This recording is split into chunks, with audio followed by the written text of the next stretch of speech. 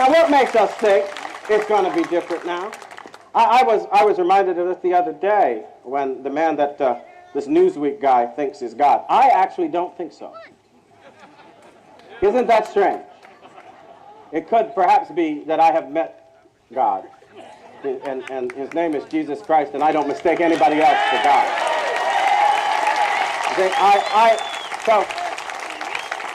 I think that, see, that's the sort of thing. Do you realize that there are some places in the country having Tea Party events and they didn't want me because I say things like that?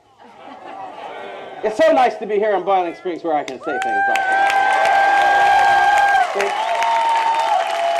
It's so nice. See? I think, between you and me, we are finally going to be secure again in our Constitution and our liberty when it is clear throughout the land that wherever you go and whatever you do when you are addressing the public policies of America, you are free to talk about our God, for he is the foundation of our liberty. So that's all right. I'm incorrigible. I will not be corrected in this. See? And I will not be corrected in it, if I may take an aside for a minute. I won't be corrected in it. I will bring God up every time and every day and in every awesome way when I am dealing with political issues. And you know what is my warrant for this?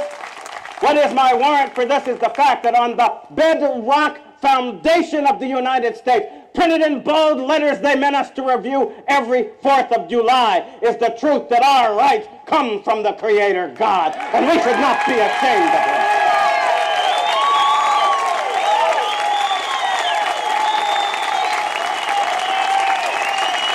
But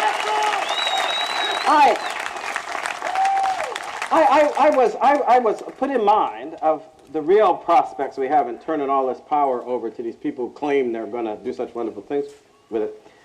When Barack Obama was talking about the takeover of the healthcare system, right, by the government. Now, we will not rehearse here all the different ways in which the notion that the government takeover of the healthcare system benefits everybody is belied by the fact that in this country where that takeover was only partially allowed, because don't fool yourselves that we haven't had a little bit of this going on, and you had a realm in which there was greater freedom, where do you think a whole bunch of those people who had the wherewithal and could do it came for health care when they could? Did they stay at home to enjoy the wonderful benefits of their government-dominated healthcare system in Canada and in Great Britain and in all these other countries? No, they didn't. They came here. Why did they come here? I think they came here because our health system was still better than theirs. So this doesn't recommend this as a course of action. But you know what else doesn't, though? There was Barack Obama talking the other day about this, and he actually alluded, I think, to his grandmother, the one who had passed on during the course of, or just after his election. And he said that, well, they were considering this operation for her, but she was in such frailty physically that he said words to the effect that he didn't really see the point because she didn't have that many more years to live, and why expend them? And we would actually now have a system in which expenditures like that wouldn't be encouraged. Now, I'm not even just talking to the people here who have gray somewhere other than their beard, who might have it all through their hair and be living at that stage. But let me ask you a question. One might think that a statement like that is about some kind of administration of the healthcare system, but you and I know better, don't we? If someone comes to you and tells you, I'm looking at grandma, and what I see is a frail body, and if that frail body is so frail that we think it's only going to be around for a short time more, then we shouldn't do much work to keep it around for a little while more than that. Right? And I'm asking myself, does that person actually think that grandma is about her body and about her frailty? Is that the only reason that a person like this can understand why we might want to keep grandma around for 10 years instead of 3? For 20 years if we can make it? Maybe we want to have grandma around so that the last grandchild will still know his grandmother. Maybe we'll want to have grandma around so that that spirit that she has developed through the course of her life and through all her experiences, through the things that she learned, and through even the lessons of her old age, where little by little she began to value and cherish those precious things that sometimes the passions and desires of youth can make us forget. Maybe we would want that heart and that conscience and that mind to be shared with our children and with their children if she was still around. Maybe we'd want that, because we would understand that grandma is not a body, grandma is a spirit, and grandma is a soul, and grandma is a knowledge that we need to share with new generations. And maybe we would say to somebody who told us we want a system that will discard such people as if over age means obsolete, maybe we'll tell them that human beings never get obsolete. Amen. And that's for God to decide.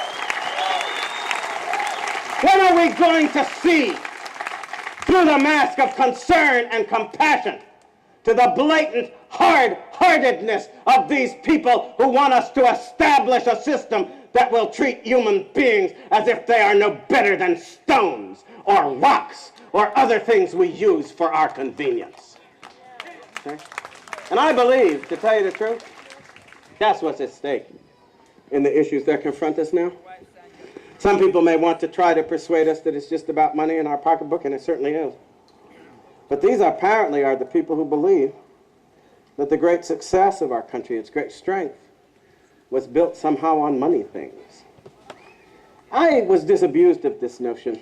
And I know, yes, the founders were right when they wrote in the Federalist Papers and they talked about all the great natural blessings that America enjoyed.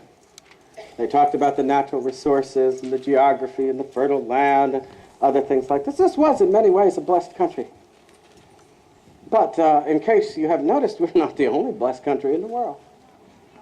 There are many other places blessed. There are, for instance, you look at the continent of Africa as a whole, and you will find few places on the face of the earth that offer more in the way of rich, arable land and mineral resources and other things that could be the basis for enormous prosperity. Why is it that so many of the stories of basket case countries that can't even feed themselves come out of such a fertile continent? Right? And you look at other examples, including the example of the old Soviet Union. For all the great length and breadth they had prairies as broad and deep and full of arable land as our own. And yet at the end of the day, their agriculture never, ever in the whole course of the existence of that communist regime rivaled the productivity of our own. Why is that? You see, it turns out that it's not just a matter of material resources. It's not just a matter of material things. It's a matter of the spirit and the enterprise and the ingenuity. It's a matter of the discipline and the courage and the hard work. It's a matter of respect for the liberty and the responsibility that then leads people to rise up of their own accord to give more than they thought they could ever give in order to achieve the goals that they have set for themselves.